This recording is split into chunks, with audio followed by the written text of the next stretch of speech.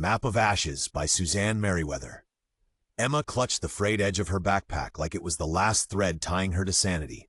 Her eyes flicked across the scorched horizon, pupils dilated with fear and exhaustion.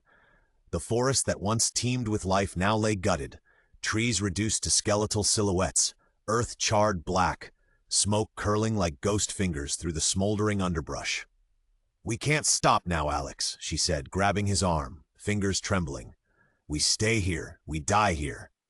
Alex wiped a streak of ash from his face, smearing soot across his cheek. "I know," he said, voice raw. "Just give me a fucking second, Em." "We don't have a fucking second." She glanced over her shoulder at the woods behind them, silent, but not empty. Something's out there. They both knew it. The woods hadn't been still like this even after the fires. There was movement, now and then. Something worse than the smoke. Worse than the fire. Alex inhaled, jaw tight, eyes scanning the dense grayness ahead. "We'll make it to the river by nightfall." That's what the map said. Emma pulled the crumpled parchment from her pack. A soiled scrap covered in faded ink, stained with something reddish-brown. She didn't ask whether it was blood. Assuming the map's real. Assuming we're not walking into someone's trap. It's all we've got. We're not turning back. They pushed forward, step by agonizing step. Around them were the remains of others who'd made this journey. Burned-out tents, half-buried bones, backpacks ripped open and left to rot. One had a child's shoe still inside. Please let the river still be running. Alex adjusted the knife on his belt. Not much, but it had saved them before. It will be. Just keep moving. Their legs burned.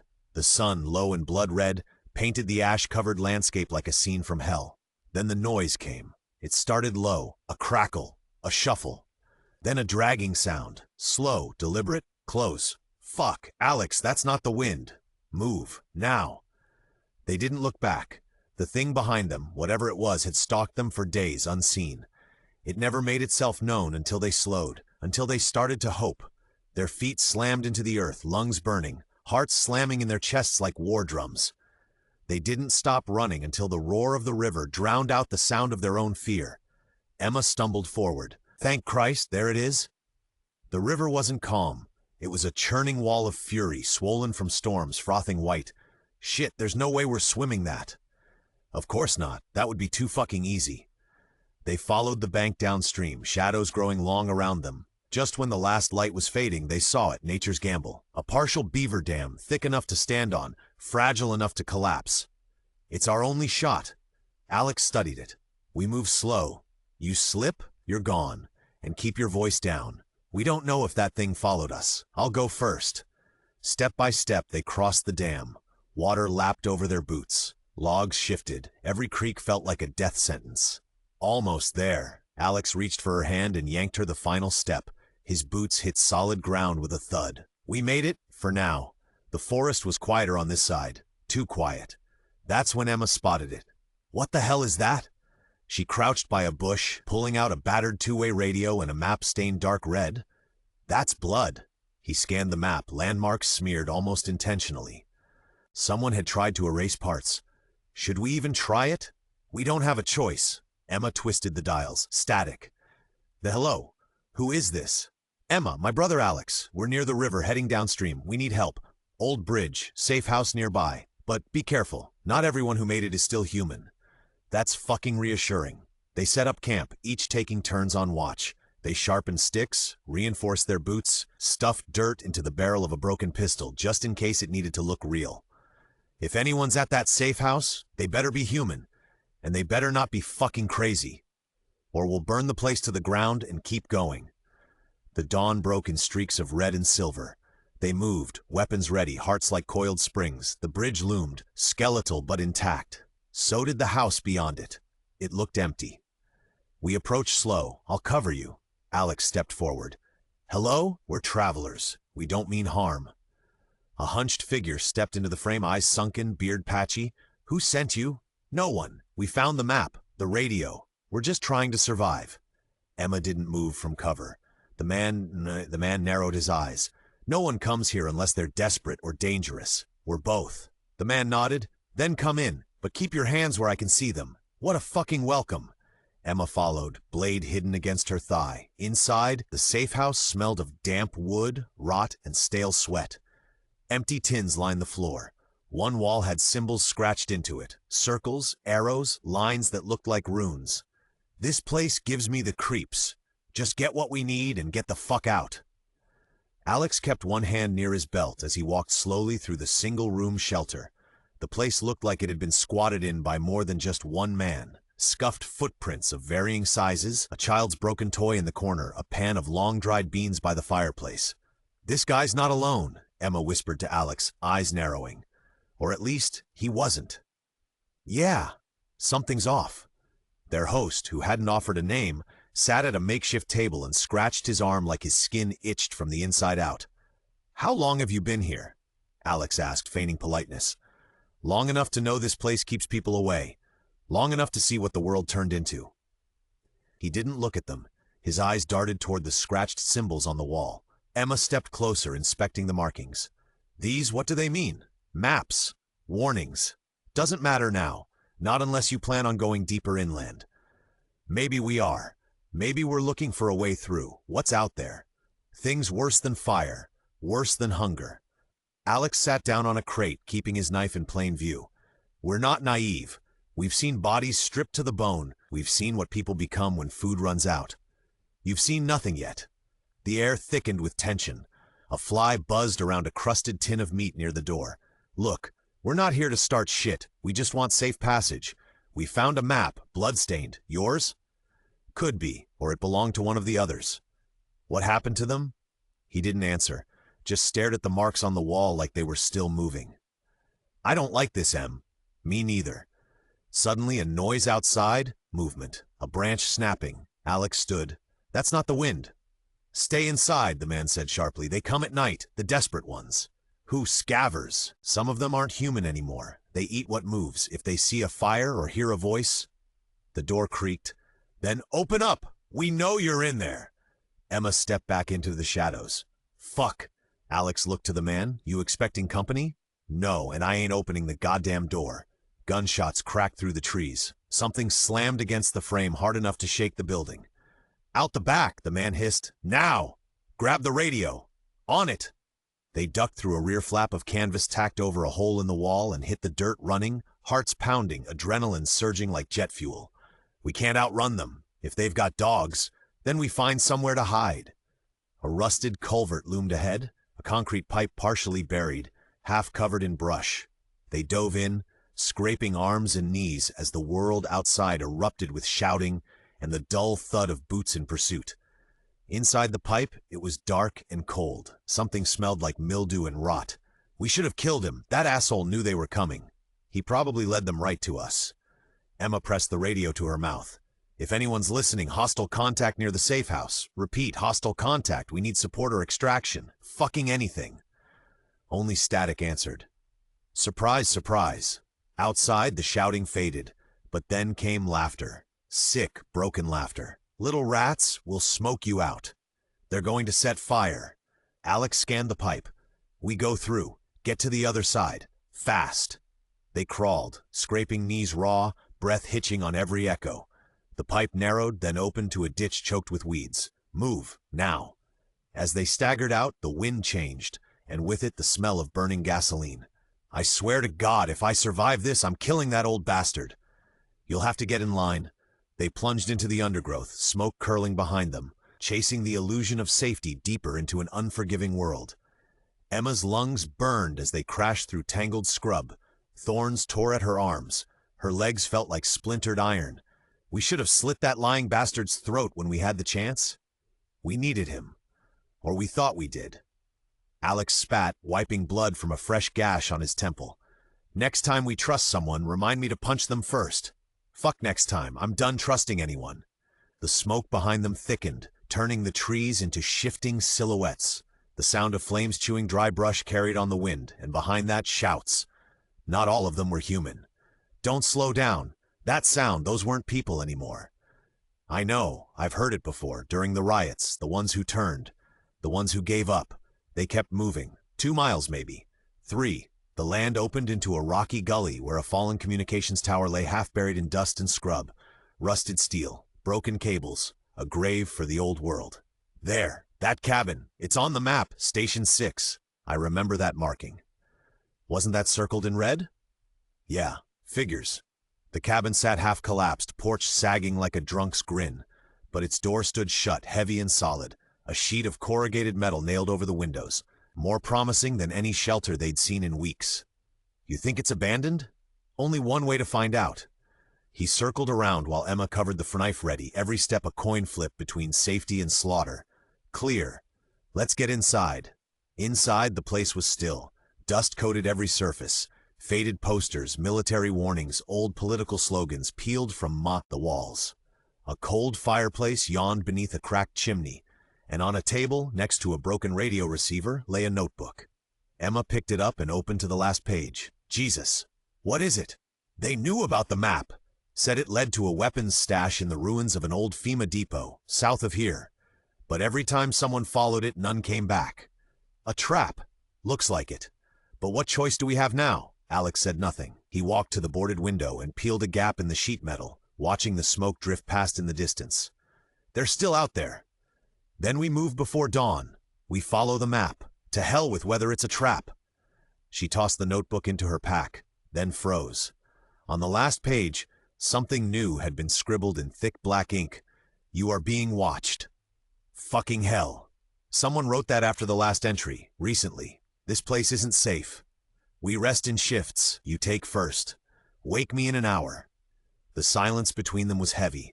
Exhaustion anchored Emma to the cold floor, her knife in hand, but her thoughts raced. They're right. The world's changed. It isn't about right and wrong anymore. It's about surviving the longest. She drifted in and out, waking only when a low groan echoed from somewhere near the collapsed porch. Alex? I heard it. Stay low. From outside came shuffling. Not a shout, not a word.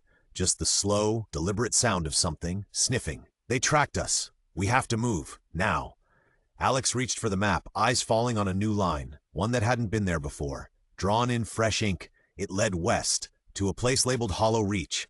That wasn't on the original. Someone added it. Recently. Suddenly a loud thud hit the porch. Then another. Heavy. Deliberate. Something dragging claws across the cabin door. Ooh, open up! Fuck this! Emma hurled a gas lantern into the fireplace, striking flint with trembling fingers. The fire caught fast. Go, back door, now! They exploded through the rear, smoke behind them, shadows in pursuit, claws scraping. Inhuman screeches. A game of death restarted. They didn't look back. Emma's lungs screamed with every step, but her fear outpaced her exhaustion. The thing behind them, it wasn't just hungry. It was hunting for sport. Its guttural voice still echoed in her skull like a nightmare made flesh. There! That ditch, go! They plunged down into a dry culvert, thick with weeds and garbage.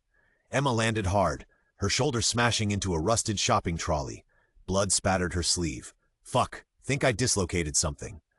Alex crouched beside her, pulling her deeper under the overpass. We don't have time. Bite it back. We move now, or we die. She bit her lip hard enough to draw blood and nodded. Behind them, the growls faded but didn't vanish. It's toying with us. Good. Means it thinks we're still worth chasing. Not dead yet. They limped into the night. By morning, the forest gave way to ruins, cracked tarmac roads overgrown with moss, collapsed motels, half-swallowed billboards advertising long-dead fast food joints. This used to be Highway 82. I remember this exit sign. Yeah, I used to think those signs meant something. Gas, food, hope. Now they just mean we're not the first ones here. Their feet dragged toward Hollow Reach, a name that didn't appear on any pre-collapse map, yet felt like something dredged from a horror novel. The first sign was a scorched checkpoint, made from shipping containers and bones, real ones. Is that a jawbone? Human. Look at the fillings. A tattered banner hung overhead. No entry. Death beyond this line. Well, that's encouraging. It wouldn't be a good place if it didn't have a warning sign in blood. They stepped over the threshold. Beyond it, the world shifted. No birds, no wind, no fucking sound, just a pressure in the air like being underwater. Their footsteps sounded muffled, their breath too loud. Something's wrong here, Alex. It's like the air's thick. I feel it too, like static in my skull. They found what was left of Hollow Reach about a mile in. Burned out cabins, dead vehicles with vines snaking through the seats. A communications tower collapsed into an old school building, its twisted metal wrapped in barbed wire. and in the middle of the town square, a steel hatch half buried, surrounded by scorch marks and broken floodlights. That's it. That's what the map was leading us to. A bunker or a fucking tomb. The hatch was locked tight, but near it, nestled in a metal box half buried in ash, was a keypad. Try the radio. Maybe whoever added the line to the map knows. Emma raised the two-way, pressed transmit. This is Echo 5. We've reached Hollow Reach. Repeat, we've reached the site. Please advise. Silence. Then, do not open it. Alex and Emma froze. The map was never supposed to be followed. It was a containment measure. If you're hearing this, you've already fucked up. Who the hell are you? Someone who tried to open it. Someone who wishes they hadn't. Turn around. Burn the map. Run. What's in the bunker? A long pause. Then, something we couldn't kill. The signal died with a sharp screech. I don't believe this. I do. Of course our one lead turns into a fucking monster box. At least it's consistent. But if something's inside, something dangerous, and people know, it means there's power here. And knowledge. We need both. You really want to open it? No, but someone else might, and if we don't understand it, we're screwed either way. They studied the hatch in silence. Carved into the steel almost invisibly were the words, "Forgive us." Emma stepped back. Alex, I think we need to leave this place. Burn the map. Walk away. Alex stared down at the lock. We're already in it. Whatever this thing is, it's not going to stay locked forever. And as the wind finally returned, cold and sour, it whispered a single word neither of them said aloud. Run. Alex crouched beside the hatch, fingers grazing the keypad. The buttons were caked with dirt, scratched and worn, but still functional. If this thing was meant to stay sealed, why leave the code pad outside? Because someone wanted it opened, eventually. Or they were arrogant enough to think no one would survive long enough to try. Well, we did. He reached into his jacket and pulled out the bloodstained map. Folded in one corner, almost invisible, was a string of numbers written in a different ink. 46197. You sure you want to try that? No, he keyed it in. For a beat, nothing. Then a mechanical whine. The keypad flickered green. Gears behind the steel groaned to life. The hatch clicked, then thunked with the sound of something very, very old waking up. Too late now. They pulled the hatch open together. A blast of cold, sterile air shot upward, carrying with it a foul scent, chemical rot, and something else, something wrong. Smells like death and bleach. Let's go meet God. The ladder descended into darkness. Alex went first, flashlight clenched between his teeth, weapon drawn. Emma followed, knife ready, radio clipped to her belt.